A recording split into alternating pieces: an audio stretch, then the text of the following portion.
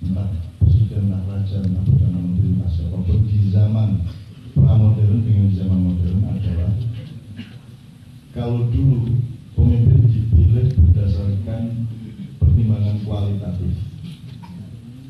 Terserah kualitatif ini menyangkut Allah apa tidak, kualitatif itu menyangkut wahyu apa tidak, tapi pokoknya dia kualitatif. Jadi tidak tergantung berapa orang yang memilih, bisa 1 orang, bisa 2 orang, bisa 6 orang. Begitu kita modern, kita memakai demokrasi, dan demokrasi ini satu-satunya pilihan adalah kuantitatif. Jadi seorang presiden menjadi presiden karena perolehan angka terbanyak, kan gitu ya. Nah, pertanyaan besarnya adalah yang benar yang mana ini? Setahu kita modernitas itu sangat menekankan kualitasnya. Kita mengenal kata kualitas, mutu itu di dunia modern, dulu tidak. Tapi justru ketika kita berusaha sangat serius dengan kepemimpinan suatu negara, kita memilih yang paling rendah, yaitu pertimbangan kuantitatif. Ya, ini kita catat aja. Ya, tapi dua-duanya ada.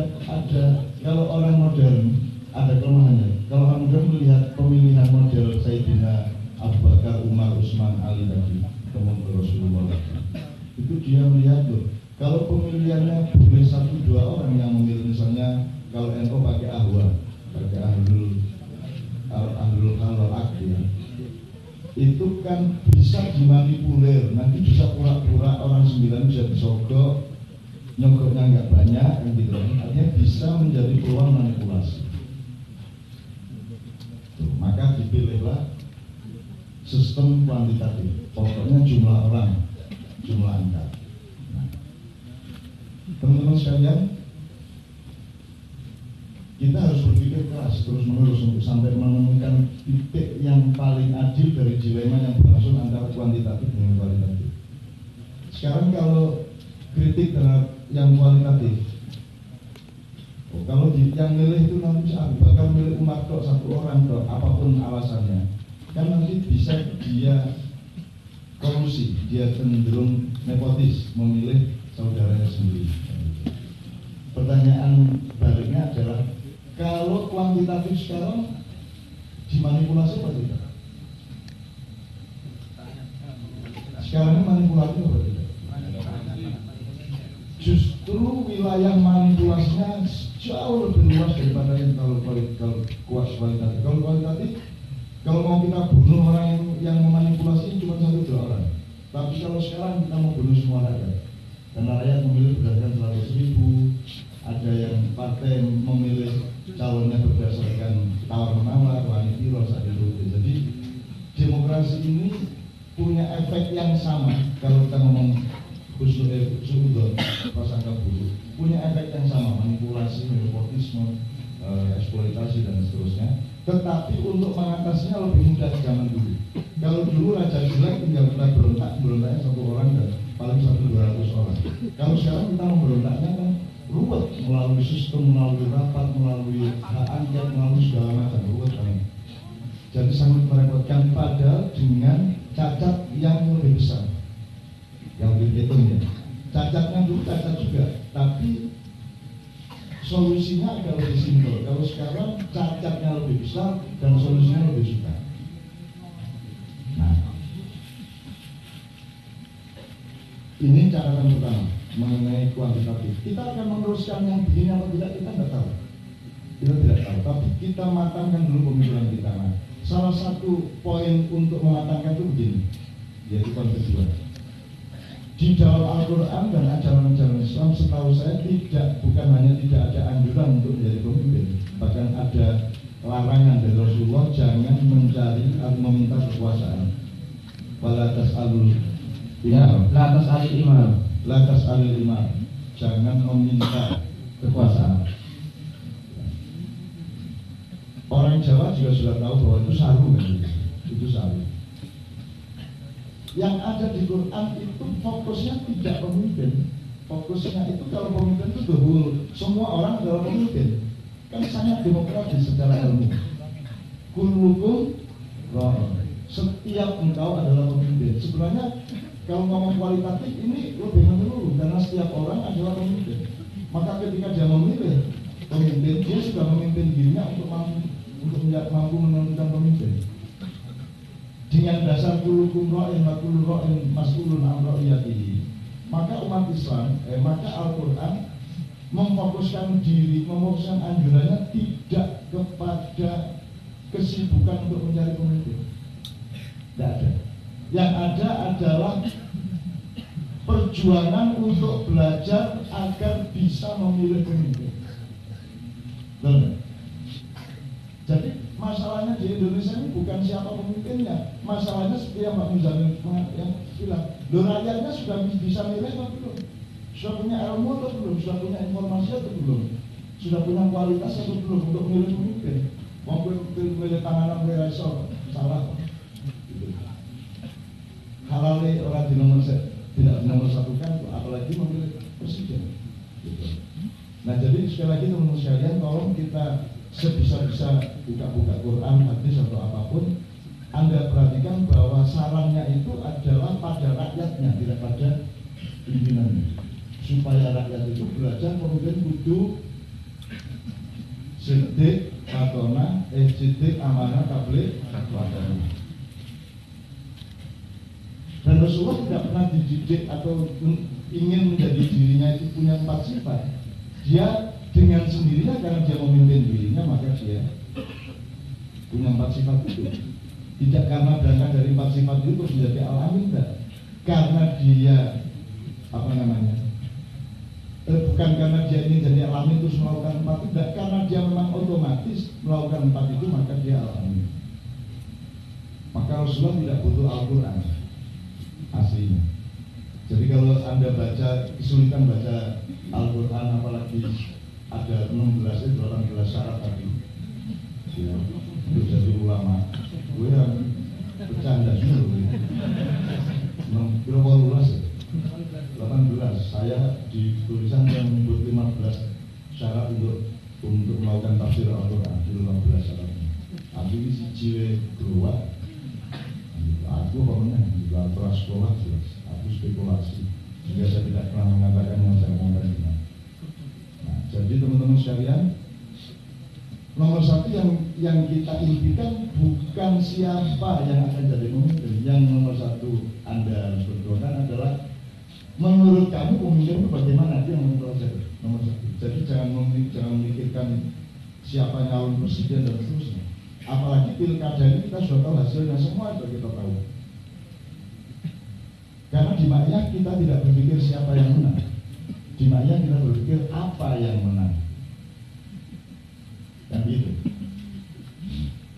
Coba Anda lihat perdebatan Cagup Jakarta kemarin, semuanya kan materialisme. Semua urusannya kan materi. Semua urusannya pembangunan keduniaan.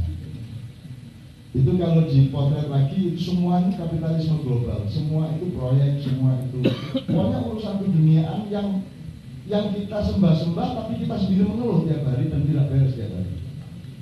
Jadi yang menang pasti materialisme. Tinggal kadarnya saja. Ada yang memang dipasang oleh 9 lelaki di kota Jakarta surat apa itu Pak? Memahami kriteria pemimpin itu bagaimana, bukan menganjurkan seseorang untuk menjadi pemimpin.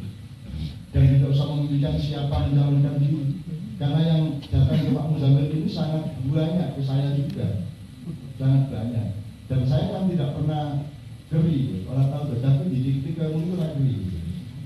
Artinya saya itu sama sekali tidak ada nggak nafsu. Jadi nanti kalau saya menjadi pemimpin pada suatu hari, caranya untuk tahu saya jadi pemimpin atau tidak itu tanya Mbak Novia.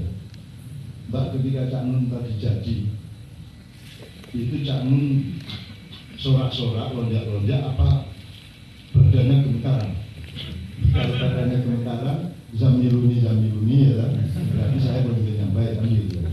Itu nanti cek ini dulu. Dan sekarang tidak usah menunggu besok-besok, sekarang pun aku sudah gemetaran. Waduh, ini dijabuk namut ya kan. Kalau yang ini aku ini UKS ini ya aku udah mentari dia di tanah. Ya Pak. Bosok kalau ini aku udah melakukan detoksifikasi nasional itu kan. Nah, Maka kita sampai ke poin yang ketiga, teman-teman sekalian. Apa sebabnya demokrasi harus diselenggarakan? Apa sebabnya Indonesia ini tidak ada jalan keluar kalau kita membayangkan mekanismenya adalah demokrasi? Karena orang yang gagal di Jakarta besok nyalon Jawa Timur. Bagaimana? Jadi mau kualitas apa yang kita andalkan? Ya, kalau demokrasi, wong terdakwa masih boleh jadi gubernur.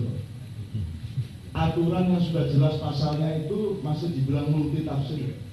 Nanti ada 10 tafsir dari pasal yang sama, 10 ini melahirkan 100 tafsir lagi. Akhirnya orang sudah hukum memang sakar PJJ kan gitu.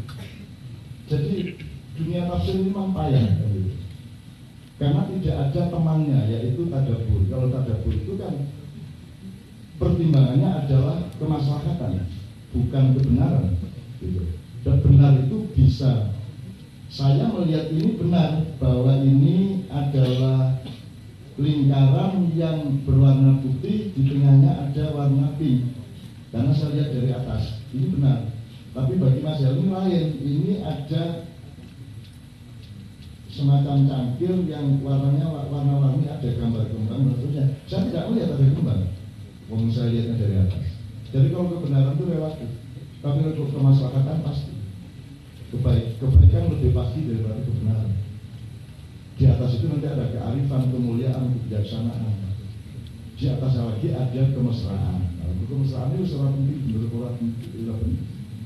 Irumi rasa diukur, yaitu cangkemnya onggok, ciut, aku menjadi dengan selama putih daerah sebulan kono, mau tukang sapu, ngobrol kalau tidak simpos gitu. Terus bapak itu sini, Mbak, itu nek wong lanang iku sing didelok niku lambe komputer. Kok didelok lambe? Biasane lambe iso dhuwur niku padha. Terus cawe itu teko kabeh asrama njur. Kabeh iki ora percaya, mosok sih. Jadi lambe. Mosok sih. Terus itu kan jadi nek kowe yang jangan ke nek bojo nek kowe yang mulai nyut ambine iki dicurigai lho. Aku boleh betul Mas.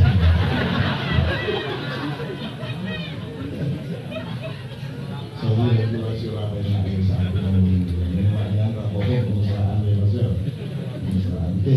Nah yang ketiga poinnya adalah teman sekalian, kalau kita buat mekanisme demokrasi saya tidak bisa bayangkan menyelesaikan Indonesia karena ruwet sekali prosesnya dan sangat panjang dan sangat relatif.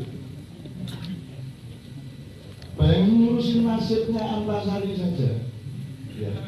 Itu ruwetnya tidak karu-karuan. Dulu dia banding ditolak terus.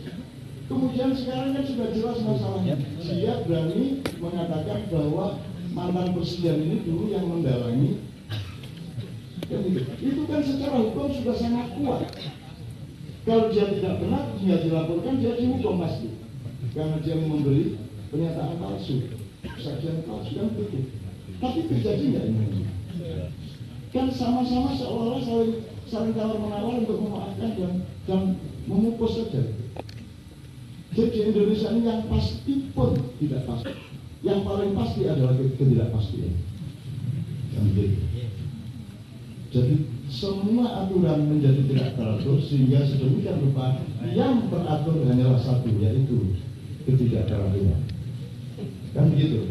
Ya, kamu saya puisi itu nanti. Ada puisi ketidakteraturan yang sangat teratur, dan keteraturan yang sangat tidak teratur. Kira-kira ini ya puisi. Nah teman sekalian, sekarang saya berkata sama maknya aja. Sekarang Anda lihat di Indonesia, kalau ada seorang kepala bagian atau bawahannya, itu kenapa dia tidak ikut? Kenapa kok banyak sekali yang terseret untuk korupsi ya? Apa bupati, apa bawahannya, apa siapapun itu ya. Dan yang tertangkap itu menurut Anda ada 5% nggak dari semua yang korupsi? Bisa nggak Anda bayangkan bahwa itu nggak korupsi, itu nggak korupsi? Sudah kita bayangkan. Kenapa kok orang di tidak terdorong untuk berbuat baik? Kenapa orang tidak bangga untuk tidak korupsi? Kenapa orang tidak merasa nikmat untuk berbuat baik sekarang? Gitu. Kan masalahnya di Indonesia bukannya orang jahat, bukan mereka itu berbakat untuk jahat, tetapi tidak ada kenikmatan untuk berbuat baik. Betul nggak? Untuk apa saya tidak nolong nanti yang dicolong sama kepala bagian saya? Untuk apa saya tidak korupsi atau nanti dikorupsi oleh kiri kanan saya? Kan begitu pertimbangannya. Kalau yang jalan itu, mau kata serobot dia siwali mau buta dia yang kan gitu. Jadi kita punya dorongan dialektis, simbiosis mutualistik untuk saling berbuat yang buruk-buruk dan melanggar. Karena kita tidak percaya pada kiri kanan kita. Aku orang nolong, jebul kayak nolong, lama kok orang nolong, bagus. Kan gitu tiap orang perasaannya. Nah, kamu manusia dengan mentalitas manusia dan dialektika budaya seperti itu ditambah dengan keruwetan prosedur teknis demokrasi dan aturan-aturan yang sekarang berlaku, kita tidak bisa membayangkan bagaimana mengatasi Indonesia. Maka saya tidak pernah membayangkan untuk mengatasi secara teknis dan prosedur. Saya belajar kepada mbah-mbah, saya belajar kepada Rasulullah, saya belajar kepada Abu Bakar Umar, saya belajar kepada 10 orang tadi, saya belajar kepada Nabi Yusuf yang memang meminta jadi menteri tapi atas perintah Allah. Jangan lupa, atas perintah Allah. Sekarang saya tanya, bandingkan situasi Indonesia, meskipun tidak bisa dibandingkan skalanya ya, maknya kan otonomi diri dan tapi Anda kesini ini kok sampai jam 3 itu Anda merasa nikmat ya? Saya tanya, yang jelek di makniahan ini sampai jam 3 ini apa? Yang negatif apa? Saya tanya. Apa mas? Yang kira-kira negatif apa? Apa sandalmu hilang? Apa royokan kilo tenenmu? Ora toh? Apa? Yang negatif di sini apa? Katakanlah yang haram, yang destruktif, yang rusak, yang apa? Jimaiyah ini menurut Anda? Kesimpulan kita adalah bahwa Anda di sini merasa aman untuk berbuat yang terbaik, betul? Orang royokan, orang nuntut sing ora-ora, orang dipamrih sing ora-ora. Anda merasa nikmat karena semua saling mendorong untuk menciptakan kenikmatan untuk berbuat baik satu sama lain. Dan itu yang tidak ada di Indonesia. Jadi saya membayangkan ada satu jalan tol, Pak Muzamil. Kalau Allah menolong, baik melalui demokrasi atau melalui chaos atau melalui apapun jalannya Allah, sangat mudah bagi Allah itu. Ya. Ada seorang pemimpin yang membuat, yang hatinya dekat sama hati orang banyak, yang setiap orang merasa dekat dengan dia, yang setiap orang merasa aman karena ada dia, yang setiap orang merasa, ya kayak jimatnya ini, merasa aman. Orang dimusoni, orang di. Dan Anda juga kan melakukan kurang ajar orang toh. Apa harus saiki sing maknyahan pura-pura maknyahan terus mengisok gedang-gedang kono yang jangan tak ya rano to. Apa sing ngene iki. Dulu di Padang Bulan awal masih ada mas. Banyak anak-anak dari kota pura-pura ke Padang Bulan padahal dia cari kebun-kebun di sekitar untuk pacaran. Di awal-awal pramaknya itu. Tapi selama sudah maknya ini saya kira tidak datang ke sini kecuali orang yang berniat mulia. Tidak datang ke sini kecuali orang yang berhati suci. Gitu. Tidak datang ke sini kecuali orang yang oleh Allah memang diberi rasa aman satu sama lain, percaya satu sama lain. Anda sekarang punya teman di Lampung, sama-sama yang di Tasikmalaya, di Bandung, di Madura, di mana, Anda langsung percaya satu sama lain. Dan kalau Anda berdagang, insya Allah tidak pakai hitam di atas putih dan Anda saling percaya. Hukum itu diciptakan oleh sebuah negara dengan asumsi bahwa semua manusia itu jahat. Maka dibutuhkan perjanjian-perjanjian hukum. Nah, di maknya kita terobos siapa tahu nanti ada tingkat persaudaraan dan kepercayaan satu sama lain yang sedemikian rupa sehingga Anda benar-benar menciptakan satu masyarakat madani yang merasa aman satu sama lain. Dan itu tidak harus mayoritas yang menciptakan. Maksud saya, umat Islam di Indonesia kan tidak mayoritas. Kalau ngomong kuantitatif, ini mayoritas. Makanya selalu orang Islam dibilang mayoritas karena kuantitatif mikirnya. Tapi kalau Anda milih mikirnya kualitatif, yang paling menguasai modal apa umat Islam? Yang punya daftar orang terkaya se-Indonesia saya 20 ada yang orang Islam? Tidak ada. Jadi umat Islam itu sangat minoritas di Indonesia. Nah, kita terseret oleh cara berpikir kuantitatif seolah-olah kami keluarga ini Kristen, tapi cuma maknya loh. Ulang-ulang, kami ini Kristen, tapi kami selalu nonton ya YouTube, ya ADTV, TV 9. Kami cuma maknya aja, tapi Kristen nggak apa ya yang bingung aku. Jadi Gusti Allah anggar aku harap bisa terseret benci kambing, aku mesti didukung pedus. Gitu. Jadi saya merasa ditolong oleh Allah, selalu dijaga oleh para malaikat. Dan Anda itu di belakangmu, di sampingmu, di depanmu, di atasmu, di sekitarmu itu ada malaikat yang mengawalmu dan selalu sapalah mereka. Anda kalian sedino itu mengatakan assalamualaikum ya malaikatullah, ucapkan supaya dia terharu sama Anda. Tapi misalnya kue harus ditangkap polisi, dibuki ini loh ya. Pas operasi ya, itu bisa lihat setelah kita kalau polisi ini disibukkan apa kan jadi lihat tuh ini bahwa harus kita diutang debt collector gue lihat jadi rakyat toh gitu lebih apa macam-macam lah gue aktivasi malaikat insya Allah banyak ditolong ini masuk dieksploitasi loh. Ini bukan kronik, ini bukan berokok teman-teman sekalian. Itu Allah yang mengatakan, Rasulullah yang mengatakan bahwa kalian memang dikawal di Quran itu. Dan bagi manusia ada malaikat di depan dan di belakangnya yang mengawal mereka kan begitu. Mulai jawaban kami sendiri kan gitu. Oke, 3 poin ini mudah-mudahan dari pembelajaran. Jadi kuncinya tidak usah bayangin saya atau siapapun, tapi Anda mendidik diri Anda, pikiran dan hati Anda untuk merasakan dan mengetahui kira-kira pemimpin yang bisa mengatasi itu yang bagaimana. So, kalau pemimpinnya seperti itu mas, makanya dulu saya pernah kasih teori pawang tuh. Jadi kalau ada harimau yang ganas atau ada kuda yang biasanya masuk liar ditaklukkan kan supaya dia jinak. Itu kan ada 3 teknik. Kalau harimau itu sangat ganas ya, buas, sangat buas. Itu bisa 3 macam. 1, kita lawan dia seperti Mas Karebet, tanding, termasuk lawan harimau. Mas Karebet tanding tadi, suwet cangkemin apa boyo itu coba tinggi. Itu teori pertama.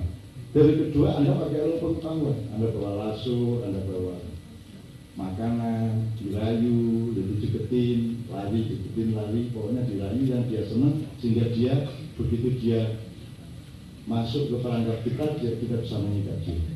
Itu teori kedua. Maka Anda akan mendapatkan tanggung jawab Allah luar biasa.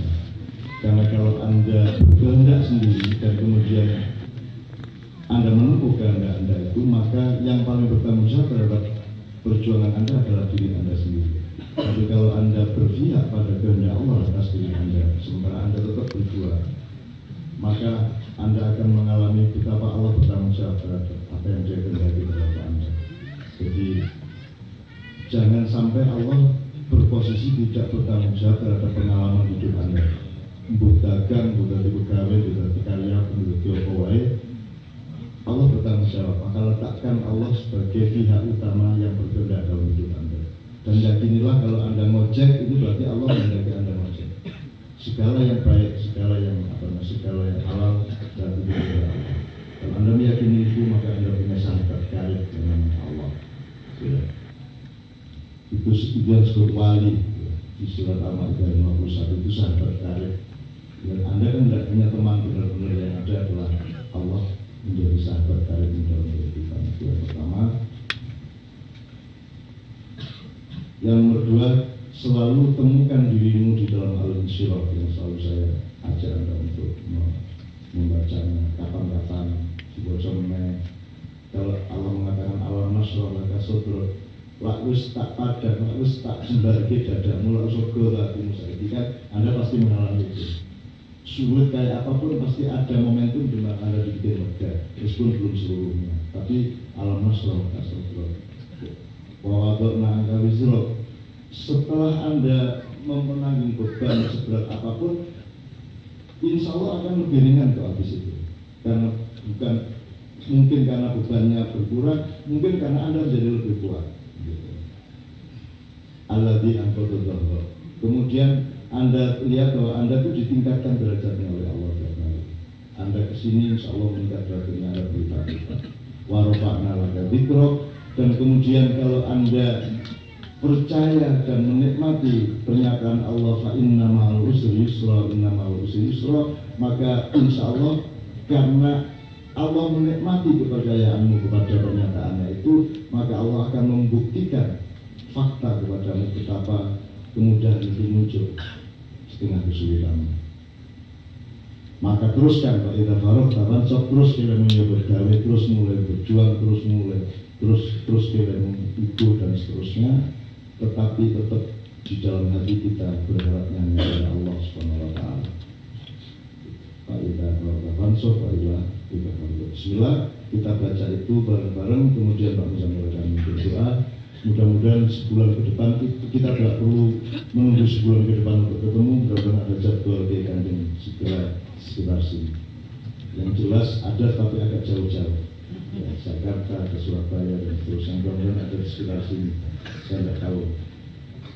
Nanti Anda lihat di biasanya.